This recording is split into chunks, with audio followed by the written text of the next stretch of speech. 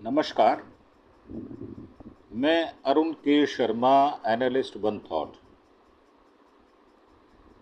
दो देशों ईरान और इजराइल के बीच में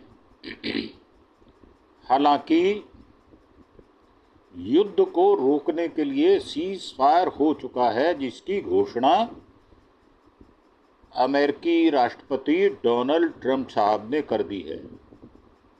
परंतु अभी थोड़ी देर पहले ही उनका एक बयान आया है, जिसमें उन्होंने कहा है कि ईरान और इजराइल दोनों ने ही सीज फायर का उल्लंघन किया है। पहली बार उन्होंने ईमानदारी से दोनों देशों को एक पलड़े में रखने की कोशिश की है। और अगर हम बात करें, अब जो ज़्यादा सफरर है, जिसको ज़्यादा टुंच लगाया गया, वो है ईरान। 25 से 30 लोग उसके सीनियर मारे गए, वैज्ञानिक मारे गए, बहुत सारे सीनियर मिलिट्री के ऑफिसर्स मारे गए। परंतु उसके बावजूद भी हिम्मत से अड़ा रहा ईरान।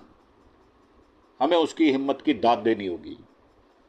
और साथ ही ये भी कि जो यूरेनियम के उसके प्लांट हैं, वो सही मायनों में उसने कोई परमाणु बम नहीं बनाया।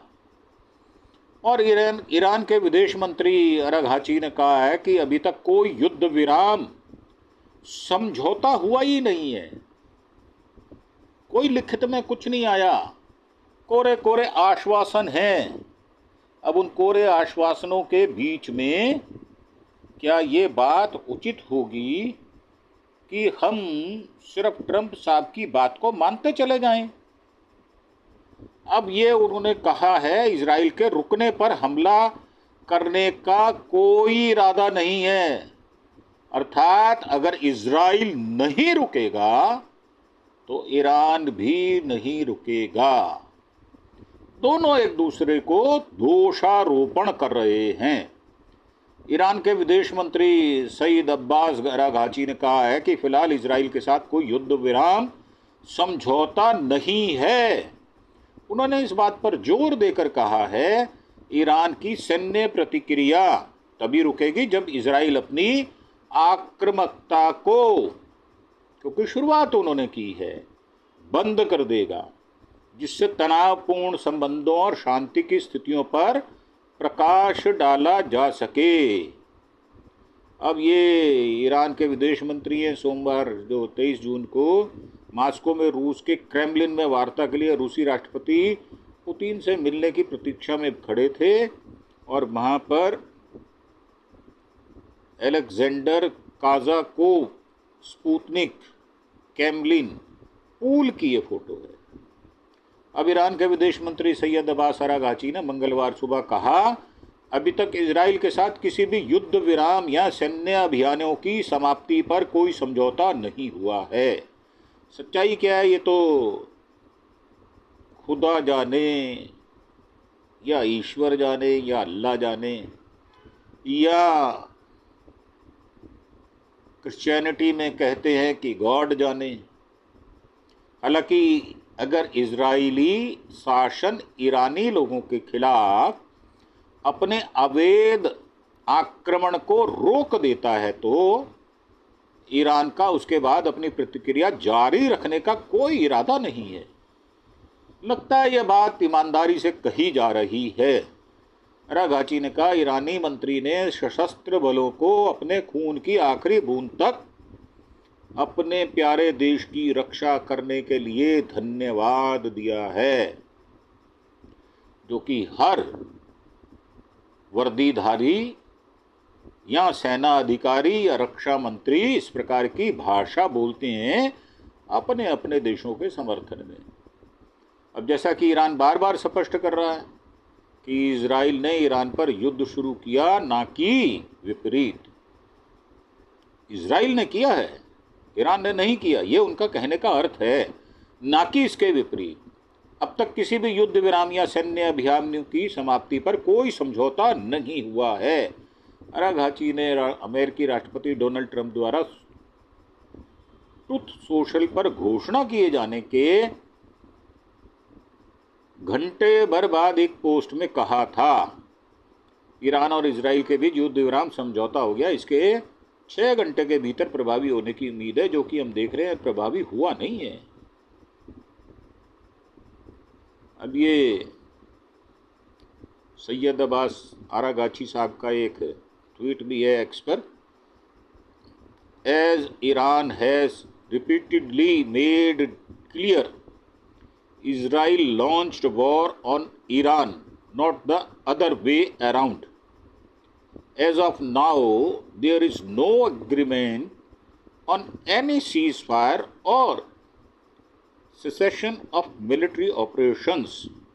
However, provided that the Israeli regime stops its illegal aggression, जो उनकी तैश है वो बेमानी है, अगेंस्ट द ईरानियन पीपल। तो ये उन्होंने कहा है।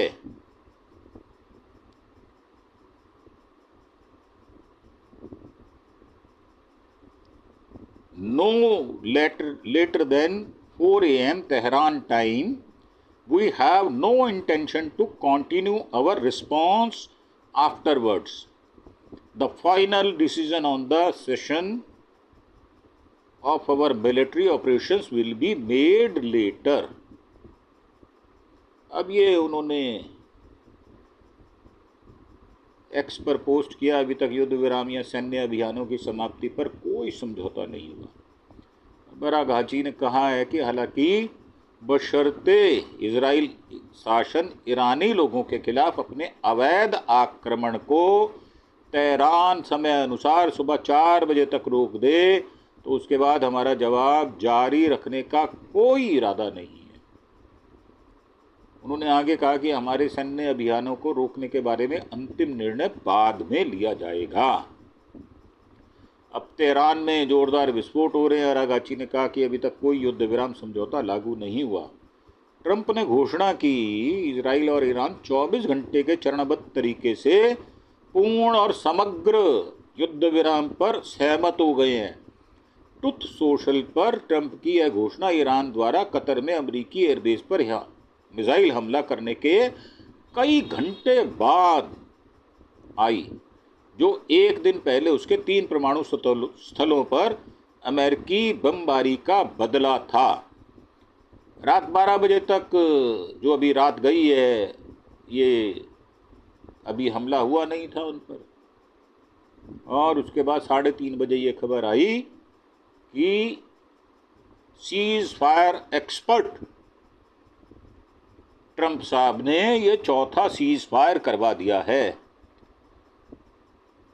अब ईरान ने कहा है कि उसके सशस्त्र बलों ने इतने ही बम इस्तेमाल किए जितने अमेरिका ने उसके परमाणु प्रतिष्ठानों पर हमला करने में इस्तेमाल किए थे।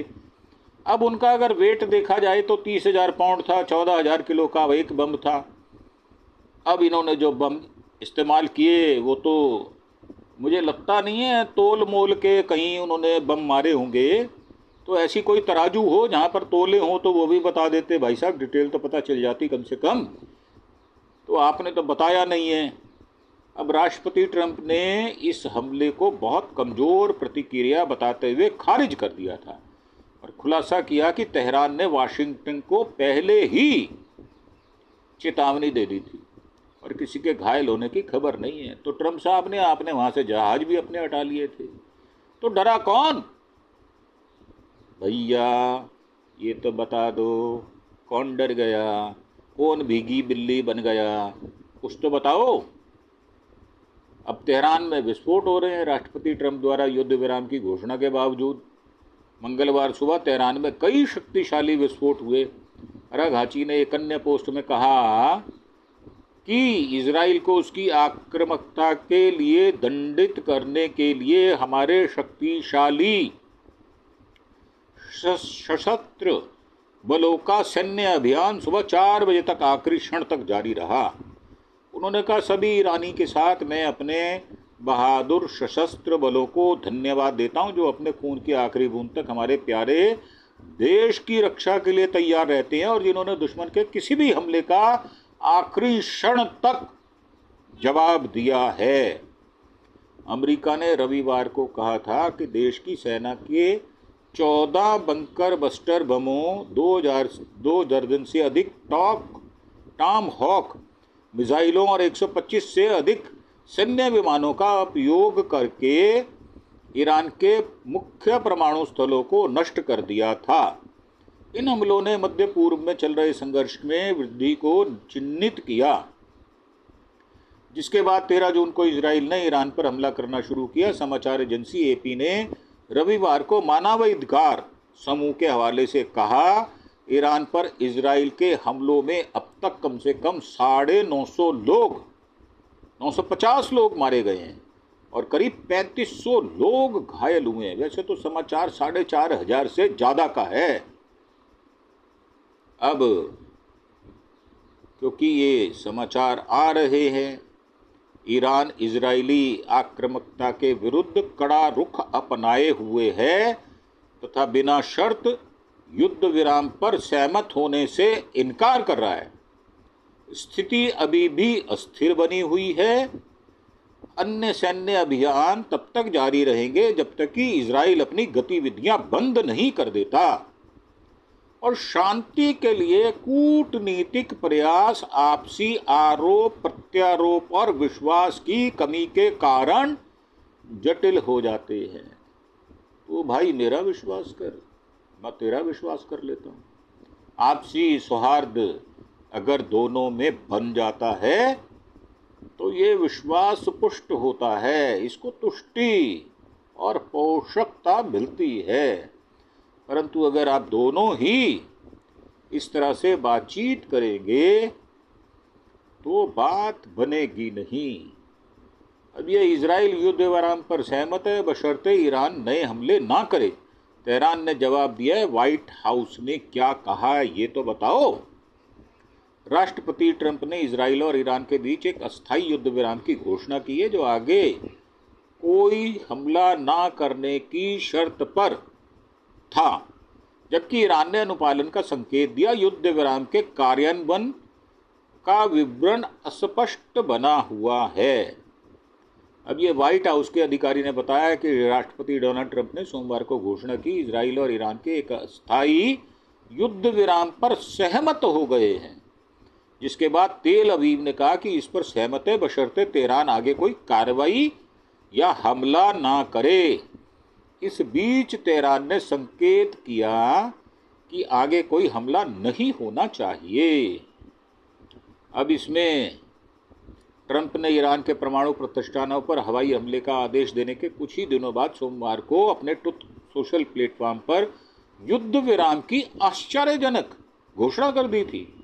ट्रंप ने ट्रुथ पर पोस्ट किया कि 24 घंटे का चरणबद्ध युद्ध विराम मंगलवार मध्य रात्रि को पूर्वी समय अनुसार शुरू होगा, जिससे दोनों देशों को अपने अंतिम मिशनों को पूरा करने के लिए 6 घंटे का समय मिलेगा। मतलब बम मार लो यार, 6 घंटे हैं, मार दो बम, चिंता मत करो, 6 घंटे हैं, ट्रंप की छूट है।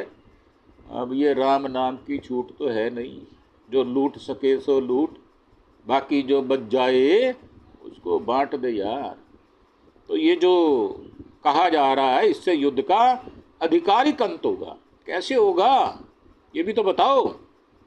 अब यूएस प्रेसिडेंट डोनाल्ड ट्रंप जो है वो पोस्ट करते हैं, congratulation to everyone, it has been fully agreed by and between Israel and Iran that there will be a complete and total ceasefire in approximately 6 hours from now, when Israel and Iran have wound down completed their in progress। अब ये उन्होंने कहा कि ये final है। अब ये final कुश्ती कब तक होगी ये तो पता चलेगी, परंतु ये जो फाइनल कहा उन्होंने,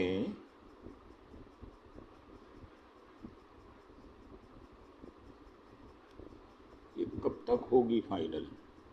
final missions for 12 hours, at which point the war will be considered ended.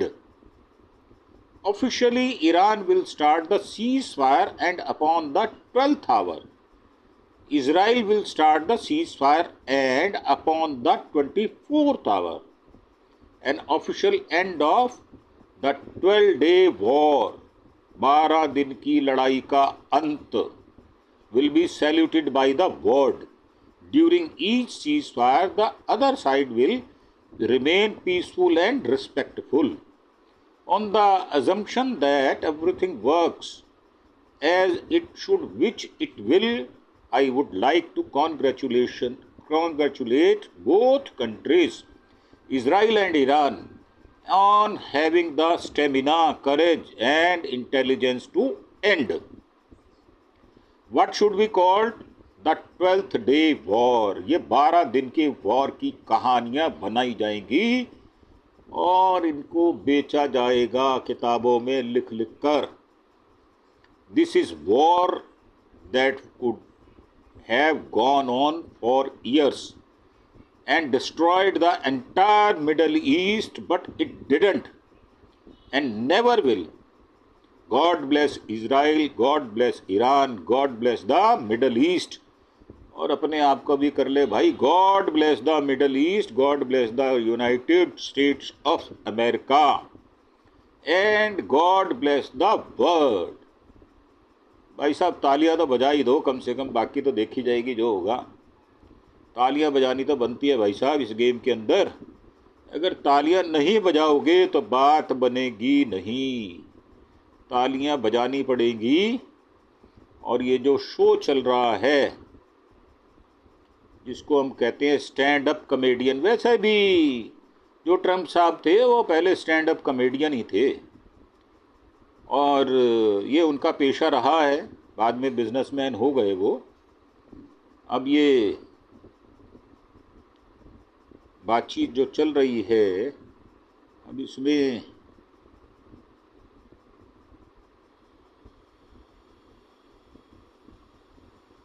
अब यहाँ जो बातचीत है वो ये कि यहाँ इजराइल और ईरान युद्ध के बारे में सभी शीर्ष जो अपडेट हम आपको दे रहे हैं.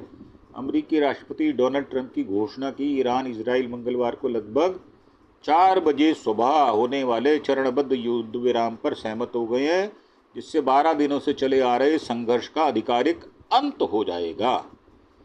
और ट्रंप ने सोमवार को ट्रुथ सोशल मीडिया पर प्लेटफॉर्म पर इजराइल ईरान के बीच इस बात पर पूरी तरह से सहमति बन गई है. पूरी तरह से कह रहे हैं साहब, ये आधी आधी पौनी पौनी कुछ नहीं है, सब पूरी है. पूर्ण और समग्र युद्ध विराम होगा. ट्रंप ने कहा है उन्हें उम्मीद है ईरान इजराइल अब शांति की ओर बढ़ेंगे. तो भाई साहब ये शांति खड़ी कहाँ, ये भी तो बता दो. हम भी चले जाएं, थोड़ी शांति वहाँ से ले आएं. हमारे मन में भी बड़ा बवाल है. अमेरिकी राष्ट्रपति डोनाल्ड ट्रंप ने अपने पोस्ट में कहा, मैं ईरान को धन्यवाद देना चाहता हूं, उसने हमें पहले ही सूचना दे दी थी जिससे किसी की जान नहीं गई और कोई घायल नहीं हुआ. अब ईरान के सर्वोच्च नेता अली खोमैनी ने कहा, जो लोग ईरानी लोगों को और उनके इतिहास को जानते हैं वे जानते हैं कि ईरानी राष्ट्र ऐसा राष्ट्र नहीं है जो आत्मसमर्पण कर दे. घटनास्थल पर मौजूद AFP संवाददाताओं के अनुसार मंगलवार की सुबह ईरान की राजधानी तेहरान में कई शक्तिशाली विस्फोट हुए. ये विस्फोट करीब रात को 10 बजे के आसपास हुए, जब इजरायली सेना के मध्य तेहरान के एक बड़े इलाके के निवासियों को खाली करने के लिए कहा गया. इस बीच ईरान ने इजरायलियों से तेल अवीव के पास रमत गन शहर को खाली करने के लिए कहा. ईरानी मीडिया ने रिपोर्ट की. ईरान की मेहर समाचार एजेंसी ने सोमवार देर रात इजराइल का हवाला देते हुए कहा, ईरान की ओर से कब्जे वाले क्षेत्र में रमत गन क्षेत्र को खाली करने की तत्काल चेतावनी दी गई. ईरान ने सोमवार शाम कतर और इराक में अमेरिकी सैन्य ठिकानों पर मिसाइलें दागी. आधिकारिक मीडिया ने बताया, जिसे सरकारी टीवी ने प्रमुख परमाणु स्थलों पर हाल ही में अमेरिकी हमलों का शक्तिशाली जवाब बताया. दोहा में विस्फोटों की आवाजें सुनाई दी. और प्रोजेक्टाइल ऊपर से गुजरते देखे गए। कतर ने कहा उसने अमेरिकी बेस का निशाना बनाकर दागी गई मिसाइलों को सफलतापूर्वक रोक दिया। अमेरिकी रक्षा अधिकारी ने कहा कि किसी अमेरिकी के हताहत होने की कोई जानकारी नहीं है। अधिकारी ने कहा मैं पुष्टि कर सकता हूं कि अल उदीद एयरबेस पर आज ईरान से आने वाली छोटी दूरी और मध्यम दूरी की बैलिस्टिक मिसाइलों से हमला किया गया। इस समय अमेरिकी हताहतों की कोई रिपोर्ट ही नहीं है। ट्रंप ने अमेरिकी बेस पर ईरान के हमलों को बहुत कमज़ोर बताया। ट्रंप ने कहा ईरान ने अमेरिकी बेस पर हमलों की पहले से सूचना दे दी थी। अमेरिकी राष्ट्रपति डोनाल्ड ट्रंप ने अपने ट्रुथ सोशल प्लेटफॉर्म पर लिखा ईरान ने अधिकारी तौर पर बहुत कमज़ोर प्रतिक्रिया के साथ उनके परमाणु प्रतिष्ठानों को नष्ट करने का जवाब दिया है। तो कमज़ोर दिया है जवाब, तो भाई साहब आप मजबूत जवाब चाहते हो, उसी से मानोगे, जिसकी हमें उम्मीद थी और हमने बहुत प्रभावी ढंग से इसका जवाब दिया। अब कतर ने मंगलवार को अपने हवाई क्षेत्र को फिर से खोलने की घोषणा कर दी। कतरी विमानन प्राधिकरण ने कहा ईरान द्वारा खाड़ी देशों में अमेरिका के अल उदीद बेस को निशाना बनाकर कई मिसाइलें दागी गई और इसके जाने के बाद मिसाइलें दागे जाने के बाद सरकार ने एक बयान में कहा आंतरिक मंत्रालय पुष्टि करता है कि देश में सुरक्षा स्थिति स्थिर है, कोई चिंता का कारण नहीं है। मस्त हो जाओ, गुलछर्रे उड़ाओ, मजे लो, पिक्चर देखने जाओ भाई साहब। और संयुक्त राष्ट्र अमेरिका प्रमुख एंटोनियो गुटेरेस ने सोमवार को कतर में अमेरिकी बेस पर ईरान के हमलों की निंदा की और ईरान और इजराइल के बीच संघर्ष को समाप्त करने के लिए कूटनीति का फिर से आग्रह किया। उनके प्रवक्ता ने कहा संकट की शुरुआत में ही महासचिव ने इस संघर्ष में किसी भी सैन्य वृद्धि की बार बार निंदा की है, जिसमें कतर के क्षेत्र पर ईरान द्वारा आज किया गया हमला भी शामिल है। प्रवक्ता स्टीफन दुजरिक ने एक बयान में कहा संघर्ष के बीच ईरान के सांसद अध्यक्ष मोहम्मद बगैर गालिबफ ने एक्स पर कहा कि हम IAEA के साथ ईरान के सहयोग को निलंबित करने के लिए एक विधेयक पारित करने की मांग कर रहे हैं। उन्होंने संयुक्त राष्ट्र के परमाणु निगरानी संस्था पर निष्पक्षता और व्यावसायिकता की कमी का आरोप लगाया। पश्चिम एशिया में बढ़ते तनाव के बीच कई भारतीय एयरलाइनों ने कतर और खाड़ी क्षेत्रों के कुछ हिस्सों में हवाई क्षेत्र बंद होने के कारण उड़ानों का मार्ग बदल दिया या परिचालन निलंबित कर दिया। एयर इंडिया ने अगले आदेश तक मध्य पूर्व और उत्तरी अमेरिका तथा यूरोप से आने जाने वाली सभी उड़ानों की पूरी तरह से निलंबित करने की घोषणा की है। इंडिगो ने एक्स पर घोषणा की मंगलवार से कई खाड़ी और पश्चिमी एशियाई गंतव्यों के लिए उड़ानें निलंबित कर दी गई हैं। अकाशा एयर ने भी 23-24 जून को 2025 के लिए दोहा, कुवैत और अबू धाबी से आने जाने वाली सभी उड़ानें रद्द कर दी हैं। तो ये थी हमारी प्रस्तुति, आपको पूरी की पूरी अपडेट हमने आपको दे दी है। एक एक पॉइंट पर आपको बातें समझाई हैं और ये भी कहा है कि आप अपने बुद्धि कौशल से क्या ठीक समझते हैं वो आप हमें ज़रूर बताएं और ये भी बताएं कि हमारी जो रिपोर्टिंग सिस्टम है वो कितना उचित और अनुचित है, उसमें कौन कौन सी बातों को और शामिल किया जाए वो भी सुझाव आप हमें दें। नीचे कमेंट बॉक्स में आएं और अपनी लेखनी से हमें थोड़ा अवगत कराएं कि आप हमारे विषय में और ये जो लड़ाई चल रही है इसमें जो अलग अलग किरदार हैं उनके विषय में क्या सोचते हैं और कितना विश्वास है आपको इन किरदारों पर समेत ट्रंप साहब के। तो इन्हीं शब्दों के साथ आपसे आज्ञा लेते हुए आपका धन्यवाद, थैंक यू। और एक बार फिर से प्रार्थना, आप हमारे चैनल अरुण के शर्मा एनालिस्ट वन थॉट को सब्सक्राइब अवश्य करें ताकि हम और निखर कर और अच्छे ढंग से आपको ये सारी समाचार और खबरें आप तक पहुंचाने का काम करें। आज के जो गोदी मीडिया का मौसम है वहाँ पर निष्पक्ष सूचनाएं पहुंचाना अति ही कठिन हो चुका है। हमारे बहुत सारे साथी हैं जिनके चैनल बंद हो चुके हैं, उनको पनिशमेंट दी जा रही है। निडरता से जो बात करते हैं उनको डराया जा रहा है, परंतु हम अपनी बात को बुलंदी से कहते रहेंगे, ये हमारा आपसे वायदा है। इसी के साथ आपका धन्यवाद। Thank you. जय हिंद, जय भारत।